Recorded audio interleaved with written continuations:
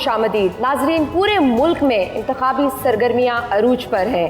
तमाम सियासी जमातों की जानिब से इनकलाबी वादों, नारों और दावों का सिलसिला भी जारी है। मगर सबसे अहम सवाल, वो कौन है जो नैब रिफॉर्म्स कर सकता है? वो कौन है जो इंतखाबी इस्लाहत कर सकता है? वो कौन है जो FBR का निज़ाम बेहतर कर सकता है? PIA, स्टील मिल्स, रेलवे जैसे सफ़ेद हाथियों को दोबारा अपने पाँव पर खड़ा कर सकता है? वो कौन है जो मुल्क को IMF से निजात दिला सकता है, दहशतगर्दी को ख़त्म कर सकता है? वो कौन है जो मुल्क में ज़राई इनकलाब ला सकता है? वो कौन है जो गरीबों का पेट भर सकता है, मजदूरों को रोज़गार दे सकता है? मगर उस निजात दहिंदा को तलाश करने से पहले हमें उस जमात, उस सोच, उस फर्द को तलाश करना होगा जिसने मजदूर से उसकी रोटी छीनी, जिसने इस मुल्क को कर्जों की दलदल में धकेला, जिसने नैब को पॉलिटिकल इंजीनियरिंग के लिए इस्तेमाल किया, जिसने इस ज़रई मुल्क को फूड सिक्योरिटी के ख़तरात से दो चार कर दिया, जिसने इस मुल्क को डिफ़ॉल्ट के धाने तक पहुंचा दिया और जिसने इस आवाम को खुशहाली और पुरअमन माहौल का लालच दिया, लेकिन साथ ही साथ ये भी उसने किया कि इस एटमी क़ुव्वत को भिखारी बनने पर मजबूर कर दिया। हम पिछले 5 साल की कारकर्दगी का क्रिटिकल एनालिसिस भी करेंगे और इन सियासी जमातों से जानने की कोशिश भी करेंगे कि मुस्तकबिल में इन मसाइल का हल उनके पास क्या है। सबसे पहले तारुफ कराते हैं, मेरे दाएं जानिब मौजूद हैं चौधरी मंजूर साहब, पीपल्स पार्टी की जानिब से। हम आपको खुशामदीद करते हैं ग्रैंड डिबेट में। प्लीज़ तालियों से वेलकम कीजिए। बहुत शुक्रिया। उनके साथ मौजूद हैं अजहर सदीक साहब PTI की जानिब से। Sir, welcome to grand debate. Thank you. Farid Paracha साहब हैं जमात इस्लामी की जानिब से। सर, आपको भी खुशामदीद ग्रैंड डिबेट की जानिब से। हमारे बाएं जानिब मौजूद हैं सीनियर तज़कियाकार मुजीबुर रहमान शामी साहब और उनके साथ तशरीफ़ फरमा है सीनियर सियासतदान मोहम्मद अली दुरानी साहब और उनके साथ तशरीफ़ रखते हैं सीनियर तज़कियाकार इम्तियाज़ आलम साहब भी। डिबेट का आगाज़ करते हैं। सबसे पहले चौधरी मंजूर साहब, आपकी तरफ में आना चाहूँगी। बिलावल भुट्टो ने गड़ी खुदा बख्श में आवाम से 10 वादे किए हैं। पहले ये बताइए कि 1970 में उन्होंने रोटी कपड़ा मकान का वादा किया था, वो वादा तो वफा हो नहीं सका। अब हम इन 10 वादों पे कैसे यकीन लाएं? बहुत शुक्रिया जी। पहली बात तो ये है कि आप कोई एक शहर बता सकते हैं जहाँ पे भुट्टो कॉलोनी या पीपल्स कॉलोनी ना हो? कोई एक शहर बताएं। क्या वो घर के लिए फ्री लोगों को नहीं दिए गए थे 5 मरला स्कीम के तहत? क्या उसके साथ एक हाउस बिल्डिंग फाइनेंस कॉरपोरेशन नहीं बनी थी जो लोगों को बिला सूद कर्जे देती थी, जो तनख्वाहदार तबका लेकर अपने घर बनाता था? वो किसने बेचा? वो किसने ये सारे प्रोग्राम बंद किए? ये मैं आपको मिसाल देता हूँ जो आपके आगे से गुजरती है। यहाँ पे कहा गया, जब GTS थी, ये बच्चों को शायद नहीं पता, ये यहाँ पे बैठे सारे लोग, गवर्नमेंट ट्रांसपोर्ट सर्विस थी जो एक बहुत बड़ा नेटवर्क था। कहा गया गवर्नमेंट का क्या काम है जी कि वो बसें चलाए? उसको बेच दिया गया, उसके जितनी जायदादें थी औने पौने दामों बेची गई। आज फिर लाकर मेट्रो बना दी गई। अब गवर्नमेंट का क्या काम है? यही सारा कुछ एक तमाशा जो है वो चला रहा है। 10 पॉइंट्स क्या हैं, उसमें से एक पॉइंट्स पे देख ले। क्या इस वक्त सैलाब के बाद सिंध में जो घर बनने हैं, घर बनाकर ख़वातीन के नाम पर नहीं दिए जा रहे? 10 लाख घर वहाँ पे ऑलरेडी बन रहे हैं, इन प्रोसेस है। दूसरी बात, क्या पाकिस्तान पीपल्स पार्टी ने तनख्वाहों में 135% 2008 से 15 तक इजाफा नहीं किया था? मैं लेबर का इंचार्ज था वहाँ। क्या ये गलत बात है? क्या पेंशन्स के अंदर 100% इजाफा नहीं किया था? और फिर लोग कहते हैं जी ये पैसे आएंगे कहाँ से? पैसे यहाँ पे मौजूद हैं, आपने लेने हैं। सवाल ये है कि आपने किस तबके पे वजन डालना है। एक तरफ एक जमात आती है, वो लोगों के पेट काटना शुरू कर देती है और कहती है कि नहीं हम तो ये रिफॉर्म्स करेंगे, लोगों को ना तनख्वाहें दो, ना मजदूर की, ना किसान की आमदनी में इजाफा नहीं होना चाहिए। तालिब इल्मों की फ़ीसें जो है, आप मुझे बताएं, गवर्नमेंट कॉलेज में जब हम पढ़ते थे 1600 रुपये फ़ीस थी उस वक़्त साल की। आज कोई बच्चा अपना कोई पढ़ा सकता है? आपको इस तरफ देखना पड़ेगा, फ्री एजुकेशन की तरफ देखना पड़ेगा। 3 पीपल्स पार्टी के पास आमदनी के जरिए। नंबर 1, बिलावल साहब ने बताया कि 17 वजारतें ऐसी हैं जो डिवॉल्व हो चुकी हैं और वो चल रही हैं मरकज़ के अंदर। 300 अरब रुपया उसका खसारा है। दूसरी बात, पीपल्स पार्टी ने 2008 से 13 तक और जो रेवेन्यू थे 900 अरब रुपए लिए थे, साढ़े 1800 अरब पे लेकर गए थे और एक्सपोर्ट्स जो थी वो 19 अरब डॉलर से ली थी और 26 अरब डॉलर पे लेकर गए थे। ये बाद में एक बहुत आज उनका नुमाइंदा नहीं है, मुनासिब नहीं उनकी मौजूदगी में इस तरह की बात करना, एक बहुत तजर्बाकार हुकूमत आई थी, वो वापस एक्सपोर्ट्स को 19 अरब डॉलर पे लेगी थी। अगर हम रेवेन्यू 100% बढ़ा सकते हैं तो तनख्वाहें क्यों नहीं बढ़ा सकते? जब लोगों के देने की बात होती है तो सबको ये आ जाता है कि आप मजदूर को ना दें, किसान को ना दें, नौजवान को ना दें और उठा कर इन बड़े जो सरमायादार हैं उनके पेट भरें, उनको अरबों रुपए के। आपको पता है कितना कर्जा माफ हुआ है इन सरमायादारों को इन दौर में? आप सोच नहीं सकते। आपका ये 200-300 अरब रुपया तो कोई चीज़ नहीं है। बिल्कुल आपका पॉइंट आ गया।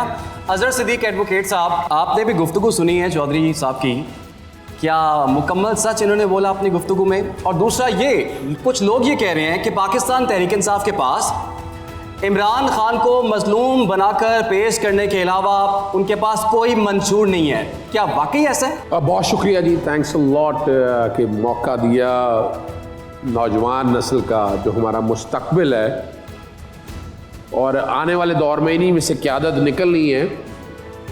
मैं एक शेर के साथ जी प्लीज आगाज करना चाहूँगा। जबर का मौसम कब बदलेगा, हम बदलेंगे तब बदलेगा।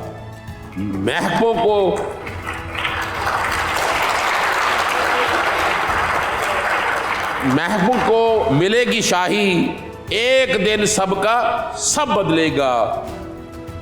सारी उम्र ये आस रही, ये जवाब है आपकी बात का जी। तो अब बदलेगा, अब बदलेगा।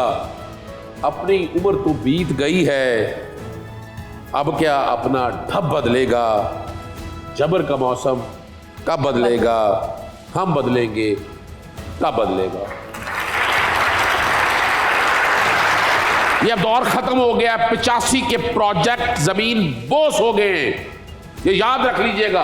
अब ये कौम नारों पे नहीं चलने वाली। और पाकिस्तान तहरीक इंसाफ एक ब्रांड के तौर पर, इमरान खान एक ब्रांड के तौर पर, मैं नहीं गिनवाना चाहूंगा कि एहसास प्रोग्राम, पनाहगाहें, लंगर खाना, मुसावर खाना, health card, housing, billion tree,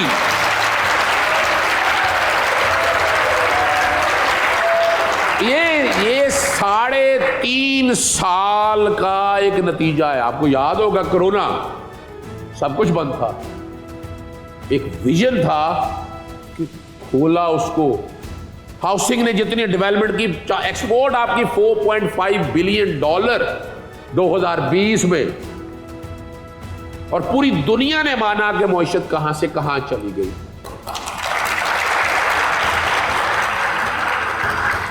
तो आज हर नौजवान इमरान खान बनना चाहता है। हुकूमत बनी, पॉलिस कल्चर नहीं बदला, नैब रिफॉर्म्स नहीं हुई, टैक्स एहतसाब नहीं हो सका जिस मंशूर पे आप लोग आए थे। अभी कोई मंशूर है या अभी भी विक्टिम कार्ड ही खेलना है? देखिए, मैं एक बात बता दूं आपको, हम तो कोई मजलूमियत का कार्ड, देखिए मजलूमियत का कार्ड जो कुछ हो रहा है कैमरे की आंख देख रही है, इस वक्त कोई मार्शल नहीं है। आपकी सियासी हुकूमतें हैं और आज पूछिएगा, इन 17 महीनों का हिसाब लीजिएगा इन सियासी हुकूमतों से कि इस मुल्क में मार्शल है या पार्शल है। और वोट आपने इसलिए देना है। आप आज आप इजाजत दें साफ शफाफ इलेक्शन के लिए, and then see the result. आज जेल में है, इलेक्शन फिर भी लड़के देख ले, लगा के देख ले, साफ शफाफ इलेक्शन करा ले, रिजल्ट आपके सामने होगा। आप शायद ये ब्रांड वैसे इमरान खान ब्रांड 2018 में भी थे। फरीद राजा साहब मौजूद है, जमात इस्लामी तवील अपोजिशन में रही है, वाहिद जमात है और आपने भरपूर अपोजिशन भी की है। आप हुकूमत का हिस्सा क्यों नहीं बने? और ये बताइए, बतौर अपोजिशन इन सियासी जमातों ने किस तरह परफॉर्म किया? आप इनकी परफॉर्मेंस को कैसे रेट करते हैं? अच्छा, बिस्मिल्लाहिर्रहमानिर्रहीम। आप जिन्हें सियासी जमातें कह रहे हैं वो ख़ानदानी बादशाहतें हैं, सियासी जमातें नहीं हैं। जहाँ क़यादत ख़ानदान से बाहर ही न निकले तो वो सियासी जमात कैसे है? ना उनका आइन, ना उनका मंशूर। हमारे भाई चौधरी मंजूर साहब कह रहे थे कि जी हमने तनख्वाहें बढ़ाई हैं। आपने बिलाशुबा तनख्वाहें बढ़ाई हैं, जवाब दें महंगाई किसने बढ़ाई है? गुर्बतें किसने बढ़ाई हैं? कर्जे किसने बढ़ाए हैं? मुल्क को कंगाल किसने किया है? पीने के पानी से लोगों को महरूम किसने किया है? हिसाबी तरीके से ही लगा लेना जी, 4-4 मरतबा जो पार्टियां इख्तिदार में रहीं और फौजी हुक्मरान भी रहे और पीटीआई भी रही, चले कुछ अरसा रही, तो हिसाबी तरीके से हर एक को जवाब देना होगा ना कि मुल्क पे जो कर्जे चढ़े हैं उनमें उनका हिस्सा कितना है। मेरा तो कोई हिस्सा नहीं है। जमात इस्लामी जहाँ रही ज़िली हुकूमत की, हमने कराची में कराची बदल के रख दिया। हमारे बदतरीन दुश्मन भी कहते हैं कि जो काम नेमतुल्लाह खान ने खान की तारीफ करते हैं, अब्दुल अगवानी ने किया, वहाँ पर 4 अरब रुपए का बजट 46 अरब रुपए पे पहुँचा दिया और 1 रुपए का भी नया टैक्स नहीं लगाया, करप्शन रोक के।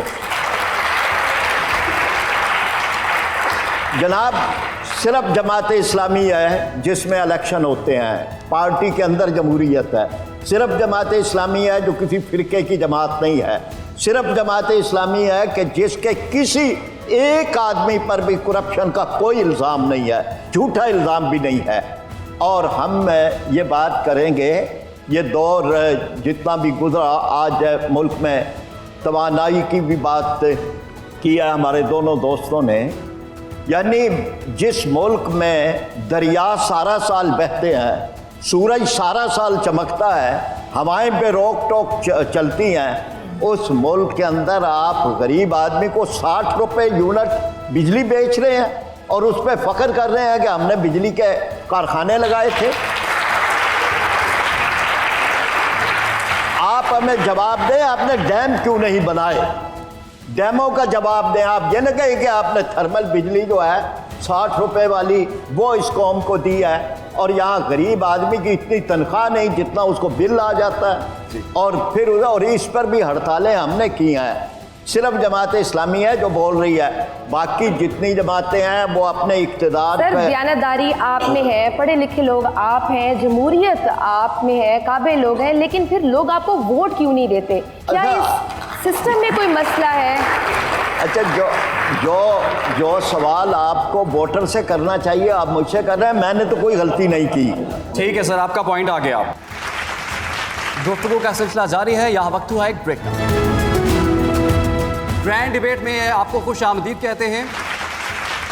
शामी साहब, आपने गुफ्तगू तीनों की सुनी, खूबसूरत बातें सभी ने की, तो फिर ये बताएं कि मुल्क का ये हाल किसने कर दिया, इसका जिम्मेदार कौन है आपके ख्याल में? फैसला आपके हाथ में अब डालते हैं इमरान में। हमारे सियासतदान हैं, वो बैठे हुए हैं, हमारे दोस्त हैं, और एक तो इक़्तिदार का तवील तजर्बा रखते हैं, दूसरे मुख्तसर सा एक इक़्तिदार है उसका जलवा देख चुके हैं, और एक बड़ी जमात जो है वो गैर हाज़िर है जो मुस्तक़बिल की तैयारी कर रही है। सर, उनको भी बुलाया था हमने, लेकिन इतनी कोशिशों के बावजूद भी वो शायद अवाम का सामना करने से घबरा रहे हैं, या कोई अपनी मसरूफियत है शायद। अब तो वही बता सकते हैं ना। कम से कम हमने दर्जन भर से ज़ायद लोगों से रब्ता किया, उनसे टाइम लिया, कोशिश की, first year, second year, third year, local tier को भी हमने ट्राई किया, लेकिन कोई आने के लिए तैयार ही नहीं। आए अपना मुकदमा लड़े भाई। वो हुकूमत साजी में मसरूफ़ है शायद। देखिए, हमने बचपन में, लड़कपन में एक नावल था, उसके ऊपर एक 2 शेर पढ़े थे लिखे हुए कि रात कोई पहलू में था मेरे, सुबह से लेकर पहले पहले, एक एक से अब पूछता हूँ मैं, तुम तो नहीं थे, तुम तो नहीं थे। वाह वाह वाह वाह वाह। मेरे ये ख्याल से आपने पूछा है भाई, ये जिम्मेदार कौन है फिर? ये सारे जो हमारी पूरी हुकूमत कर चुके हैं, ये तो बड़े हमारे मतलब है दर्दमंद लोग हैं। तो पाकिस्तान पर कर्जे किसने चढ़ा दिए? पाकिस्तान जो अपना रेवेन्यू इकट्ठा क्यों नहीं कर सकता?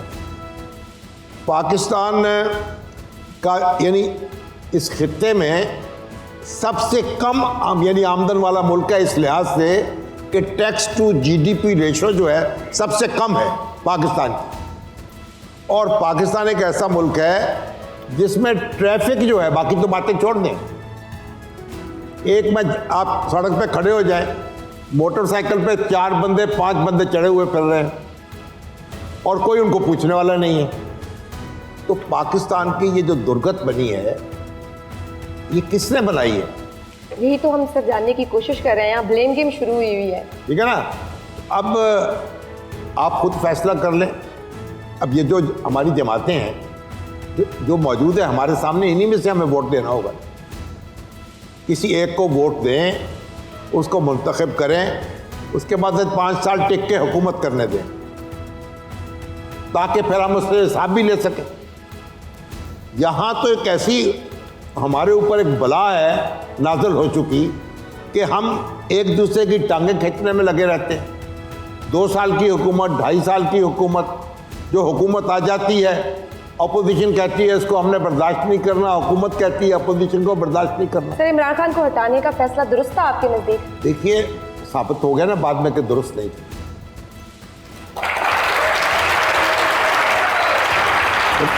इमरान खान सियासी तौर पर दुरुस्त नहीं था या मुल्क के लिए दुरुस्त नहीं था? देखिए बात यह है, अगर हुकूमत अपना वक्त पूरा कर लेती। इमरान खान जब इक़्तिदार में थे तो ज़मीनी इंतखाब हार रहे थे, उनके MNAs, उनके MP सख्त परेशान थे। बिल्कुल।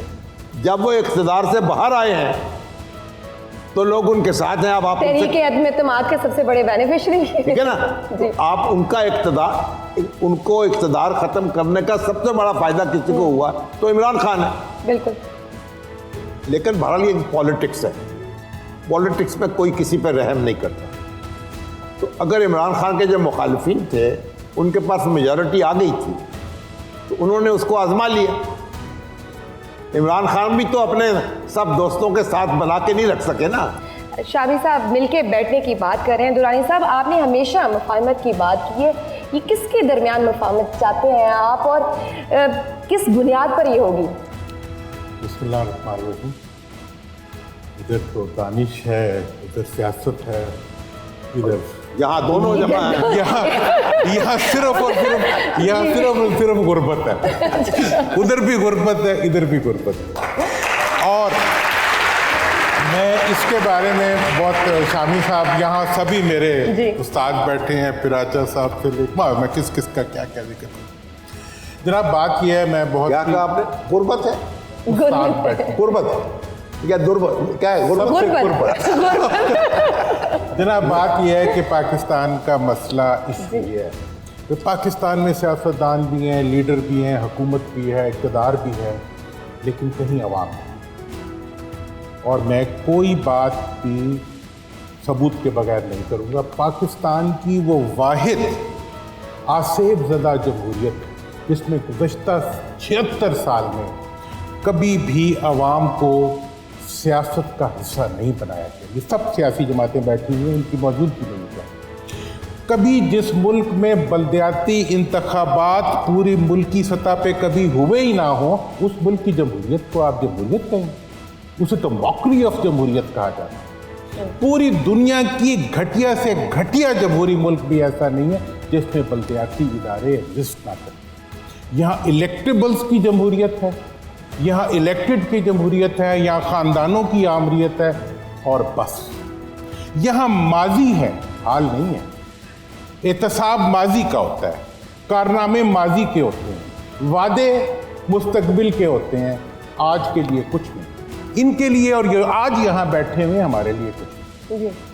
इसलिए ये मुल्क जिसके अंदर ना जमहूरियत है, जिसकी जमहूरियत में अवाम कहीं हिस्सेदार ही नहीं है, इसलिए मैंने जब मफाहमत की बात की तो पहला मुतालबा किया कि बल्दियाती, सूबाई और कौमी इंतखाबात बैक वक्त पूरे मुल्क में एक ही कानून के तहत कराए जाएंगे, तभी इस मुल्क के अंदर हकीकी मानों में जमहूरियत आएगी। ये बात कितना मुश्किल है समझाना, पूरा वडेरा लड़ जाएगा इसके ऊपर, पूरी सियासी जमातें लड़ जाएंगी। सर इंतखाबात तो 70 साल से हो रहे हैं, कोई तब्दीली नहीं आ रही, आवाम की हालत, हमारी हालत ऐसी है। मैं कह रहा हूँ कि 76 साल के इंतखाबात में अगर कोई नहीं था तो वो अवाम का इक़्तिदार नहीं था और अवाम के लिए माल नहीं था। सर क्यों नहीं था? 16 अब कैसे आ सकता है? 18वीं तरमीम जब हुई उसमें सूबों का हिस्सा बढ़ गया।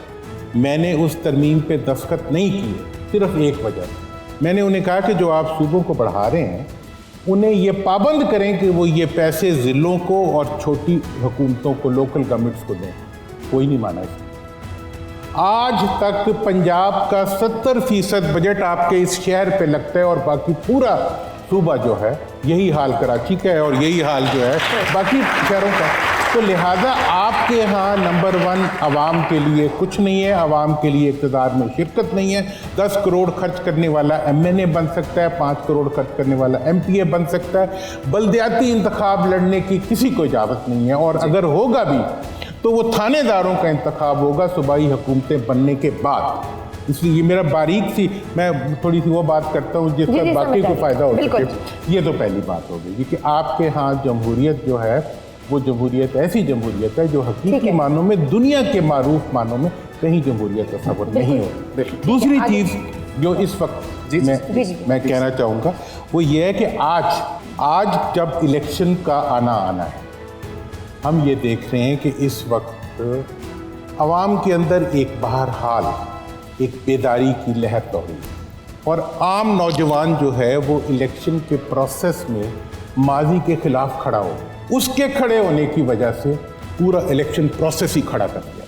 पूरे के पूरे मुल्क में होने वाला इलेक्शन का प्रोसेस जो इस वक्त जारी है उसके अंदर जो कुछ हो रहा है वो पूरे पाकिस्तान को, पाकिस्तान में नहीं पूरी दुनिया में बदनाम कर। आप जिस तरीके से कागज़ फाड़ रहे हैं, आप जिस तरीके से लोगों को उठा रहे हैं, आप जिस तरीके से तशद्दुद कर रहे हैं, क्या ये जमहूरियत है? और मैंने कोई माइंड ना करे इस चीज़ को, मैंने ये कहा कि ये 77 के इंतखाबात से बुरी धांधली है जो इस वक्त होने जा रही है और इस धांधली के नतीजे में मैं ये महसूस करता हूँ, बड़ा आम नुक्ता आपने उठा लिया है कि ये आइंदा इसको एक्सेप्ट नहीं किया जाएगा अगर इसी रविश के ऊपर इलेक्टोरल प्रोसेस को आगे बढ़ाया गया। इसलिए आज इस्लाह कर लें तो बेहतरी हो जाएगी। बिल्कुल जी, आपके बिल्कुल साथ सीनियर तजज़ियाकार भी हैं, इम्तियाज़ साहब, सहाफ़त से भी ताल्लुक़ है और अब सियासत के मैदान में भी इम्तियाज़ साहब पहली दफ़ा जो है वो कदम रख रहे हैं। इम्तियाज़ साहब, इतनी बड़ी बड़ी पॉलिटिकल पार्टीज़, उन्होंने वोट भी लिए, हुकूमतें भी की, आवाम की हालत नहीं बदल सकी। आप इंडिपेंडेंट इलेक्शन लड़े हैं, आप इलेक्टेबल्स की दुनिया है, यहाँ पर ख़ानदानों की यहाँ पर इजारादारी है, आप किस तरह से डिलीवर कर पाएंगे और आपके पास आवाम को देने के लिए क्या है सर? देखिए, पहली बात यह है कि पाकिस्तान को कौन सी बीमारियां लाहक हैं जी, वो मुस्तकिल आर्ज़े क्या है।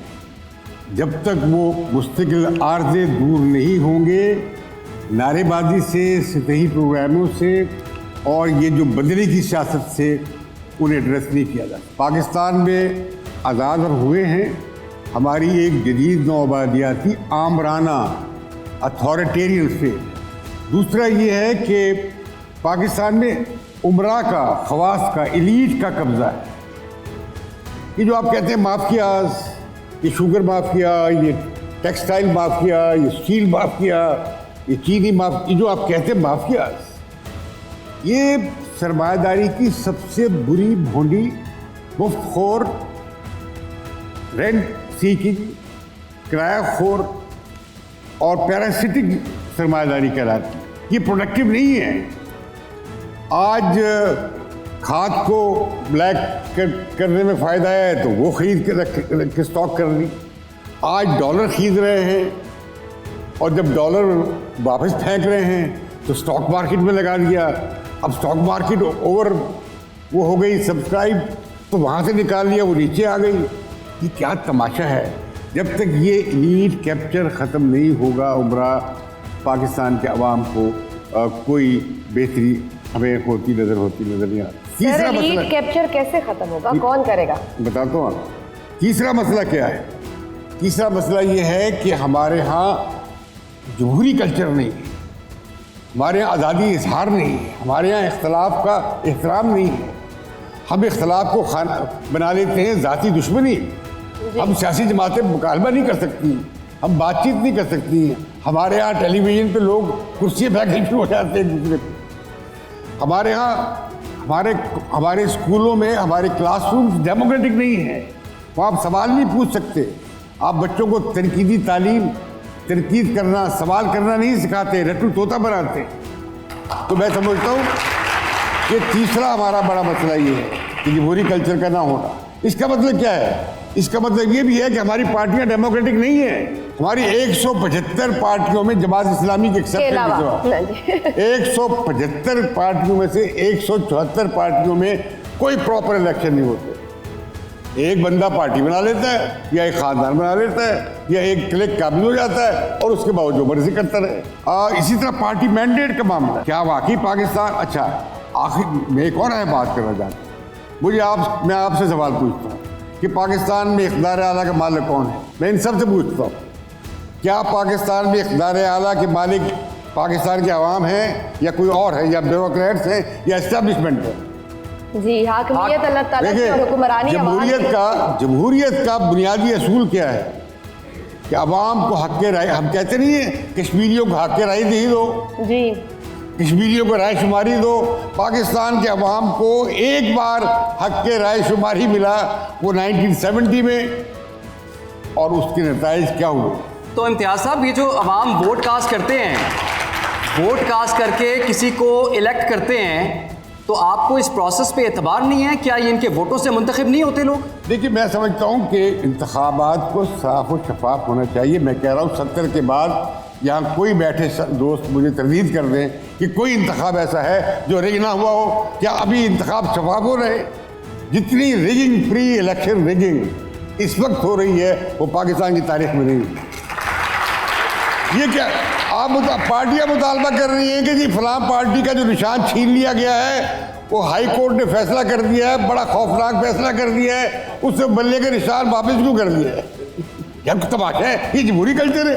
आप क्या नॉन पार्टी इलेक्शन चाहते हैं, जिस तरह जाओलक के ज़माने में हुए थे, नॉन पार्टी इलेक्शन हुए थे जाओ के ज़माने में? क्या आप उस तरह की जमहूरी चाहते हैं? तो मैं कहता हूँ कि अवाम को फैसला करना, अवाम ही तय करे, वो इस मुल्क के सॉवरेन हैं, लेकिन हमारा एलीट उसके रास्ते में रुकावट है। अब बदकिस्मती क्या है, पार्टी पोजीशन बदलती है। हमने देखा वोट को इज्जत दो, बहुत ज़बरदस्त नारा था, फिर लगा कि वोट की तो इज्जत ही कहीं मिट्टी में मिला दी गई है। हमने सुना था कि भाई तब्दीली आएगी, हमने देखा वो तब्दीली ना आई। हमने देखा कि भाई मौलाना इस्लामी इनकलाब ला रहे हैं, हम इनके इस्लामी इनकलाब के इंतजार में रहे और ये हमारे सुर्ख इनकलाब के इंतजार में रहे, दोनों ना आए। तो मैं कहना चाहता हूँ कि हमारी नई नस्ल 2 करोड़ 40 लाख वोटों का इजाफा हुआ है, नौजवान वोटों का इस दफा। कुंजी आपके हाथ सर, में 5 करोड़ 70 लाख से जायद। आप ओवरऑल क्या जी 44%। मैं तो कह रहा हूँ कि पिछले इलेक्शन से अब तक जो नए वोट आए हैं और ये जो नौजवान वोट है, ये एक बड़ा जनरेशनल शिफ्ट आनी जा रही है पाकिस्तान में। मैं समझता हूँ कि नई नस्ल को आगे आना चाहिए, आगे आने देना चाहिए। पुरानी नस्ल अब बतदरीज तारीख का स्टेज छोड़ दे और नई स्टेज के लिए रास्ता खोल दे। एक आपने जाति की है, आपने ये नहीं बताया कि मैं कौमी असम्बली की हल्का 161 से इलेक्शन लड़ रहा हूँ और मैं इलेक्टेबल नहीं हूँ, क्योंकि हमने वहाँ पे इलेक्टेबल को शिकस्त दी है, बार बार दी है। बिल्कुल सही। गुफ्तगू का सिलसिला जारी रहेगा, हम लेंगे एक छोटी सी break. Welcome back to grand debate. आप लोगों ने हीटेड डिस्कशन सुनी हमारे पैनल की। अब हम अपने नौजवानों में मौजूद हैं और अब ये सवाल करेंगे और जवाब देंगे हमारे पैनल। तो सबसे पहले मैं प्लीज़ हाथ खड़ा करने की, चलिए सबसे पहले मैं अपना नाम बताएंगे, अपना तारुफ कराएंगे और मुख्तसर से सवाल प्लीज़। अस्सलाम वालेकुम, मेरा नाम अली हुसैन है और मैं बीएससी मैकेनिकल इंजीनियरिंग का स्टूडेंट हूँ। और मेरा सवाल तभी मेहमानाने खुसूसी से है कि पाकिस्तान की जो सियासत है वो कब तक माल बचाओ, बाल बचाओ और खाल बचाओ तक रहेगी? जी एक और सवाल हम ले लेंगे। जी ये ले। मेरा नाम शाहजेब इकबाल है। मेरा अजहर सदीक साहब से ये सवाल है कि इन्होंने जैसा कहा कि पीटीआई इनकलाब लेके आएगी, 5 साल बुजदार साहब को नालायक वज़ीर आला पंजाब बनाया गया, जिसने हमारे पंजाब में कुछ भी नहीं किया, और आप अब आवाम से कैसे वोट लेना चाह रहे हैं? एक और सवाल ले लेंगे ताकि हम ज़्यादा से ज़्यादा सवाल ले लें। मेरा सवाल पर रिक्वेस्ट है नून लीग से कि हम आके फेस करें आके, हम सब उनका वेट करें, थोड़ा हुकूमत की, अब हम आके फेस करें, हम उनका वेट करें। और 3 पार्टियाँ बैठी हुई हैं और मैं चाहूँगा इनमें से कोई अब लीडरशिप हमें संभाले आके, क्योंकि मुस्लिम लीग तो हमें अटैम्प्ट ही नहीं कर रही आगे, तो मैं नहीं देखता कि वो हमें आके फेस करेंगे आगे। सर दुरानी साहब, सर माल बचाओ खाल बचाओ, लुटो ते फुटो। बिस्मिल्लाहिर्रहमानिर्रहीम। देखें जी, बात यह है कि आप किससे क्या तवक्को रखते हैं? जो आता ही इस मकसद के लिए हो, जिसका हो ही सब कुछ मुल्क से बाहर, जिसकी जायदाद भी मुल्क से बाहर हो, जिसके मफाद भी मुल्क से बाहर हो, जिसके बच्चे भी मुल्क के बाहर हो, जिसकी सियासत का इंस्पायरेशन भी मुल्क से बाहर हो, जब जो हर चंद साल के बाद मुल्क से बाहर जाके बैठ के वहीं से सियासत करता हो, इस मुल्क की सियासत जो है वो सिर्फ और सिर्फ माल के गिर्द घूमती है। और एक और बात आपको दिलचस्प बताऊं कि आज तक पाकिस्तान की तारीख में कभी किसी मालदार का एहतसाब हो ही नहीं सका।